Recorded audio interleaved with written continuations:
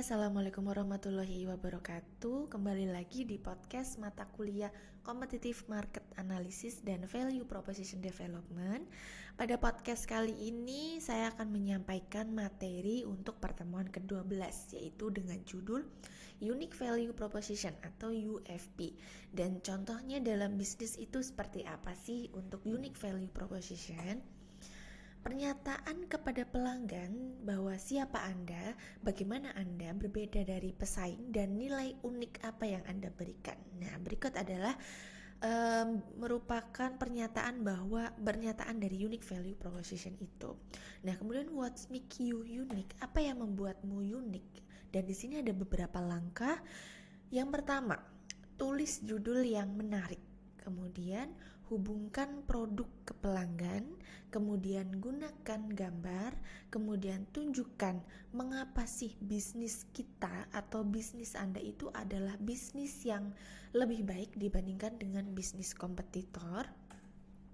Dan kemudian kemudian daya tarik visualnya itu seperti apa, kemudian ada definisi tujuan yang jelas, kemudian ada kesederhanaan atau mudah diakses gitu. Jadi value yang ditawarkan itu mudah didapatkan oleh konsumen kita seperti itu. Nah, contohnya adalah sebagai berikut ya. Di sini saya menuliskan ada sebuah aplikasi yang mungkin memungkinkan kita nih untuk memilih bahan-bahan yang sudah Anda miliki di rumah gitu untuk membuat sebuah resep tertentu. Namun kita bingung mau membuat resep seperti apa gitu. Nah, di sini ada sebuah aplikasi yang menawarkan beberapa resep bahwa tanpa harus kita membeli bahan-bahan di luar sana dengan begitu banyak atau dengan tanpa harus kita keluar, kita sudah bisa nih membuat sebuah resep yang enak, yang sangat baik untuk kita konsumsi seperti itu. Jadi aplikasi di sini adalah memudahkan bagi seseorang untuk memasak tanpa mereka itu harus membeli bahan terlebih dahulu. Jadi menggunakan bahan yang sudah ada seperti itu. Dan ada contoh yang lainnya gitu. Di sini ada layanan perawatan hewan, kemudian ada aplikasi penganggaran juga gitu. Nah, kemudian ada contoh lagi dari sebuah aplikasi yang mungkin sering digunakan oleh kita semua, yaitu Canva gitu. Nah, di sini mereka itu menawarkan nih sebuah value, yaitu empowering the world to design gitu. Jadi apa yang coba mereka tawarkan? Jadi mereka menawarkan kepada semua konsumen mereka dari kalangan manapun gitu, bahwa mereka yang tidak bisa mendesain dengan menggunakan aplikasi desain tertentu, mereka sudah mampu nih, sudah bisa mendesain dengan sangat bagus gitu, yaitu dengan aplikasi Canva ini. Karena aplikasi Canva ini itu menyediakan berbagai desain dengan berbagai varian desain seperti itu. Kemudian di sini ada juga dari Hypermart, yaitu menawarkan bahwa jika ada yang lebih murah, kami akan ganti selisihnya begitu. Jadi mereka menawarkan harga yang sangat murah dibandingkan dengan perusahaan lain gitu, dengan supermarket yang lainnya. Kemudian di sini juga ada maskapai penerbangan, yaitu dari AirAsia, yang coba menawarkan sebuah nilai, yaitu no everyone can fly. Jadi nilai yang mereka tawarkan itu apa sih? Makna dari kalimat yang sudah mereka tawarkan ini bahwa semua orang itu bisa terbang nih, walaupun mereka itu tidak memiliki biaya yang cukup banyak untuk bisa membeli tiket gitu. Jadi AirAsia ini menawarkan harga tiket yang relatif rendah.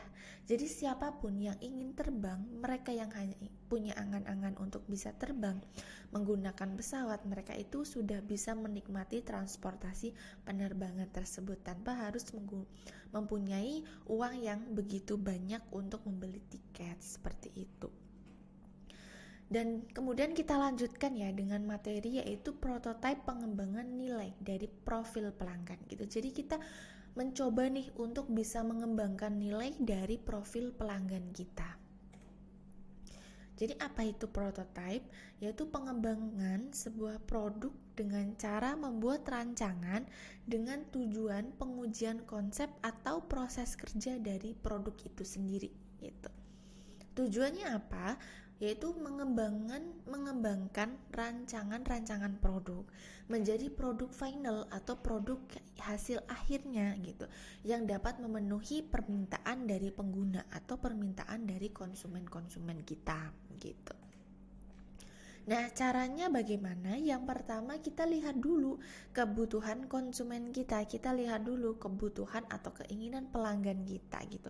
Kemudian yang kedua, pembuatan desain prototip produk ini kita lihat dari bahan produk kita, kemudian dimensi produknya itu seperti apa, kemudian cara bekerjanya itu seperti apa, begitu. Kemudian yang ketiga, uji coba desain prototipe yang sudah dibuat itu tadi, begitu. Jadi kita uji coba nih produk yang sudah dibuat dari prototipe yang sudah kita buat, kemudian kita tawarkan kepada konsumen. Nah, selanjutnya apa sih respon dari konsumen?